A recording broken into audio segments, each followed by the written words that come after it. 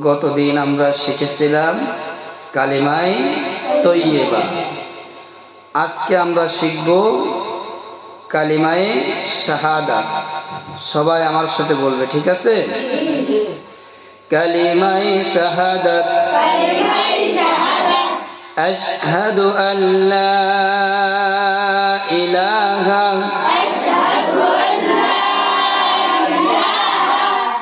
আশহাদু কেউ বলবো না, আশহাদু, ঠিক আছে? আশহাদু আল্লা ইলাহা ইল্লাল্লাহু ওয়াহদাহু লা শারীকা লাহু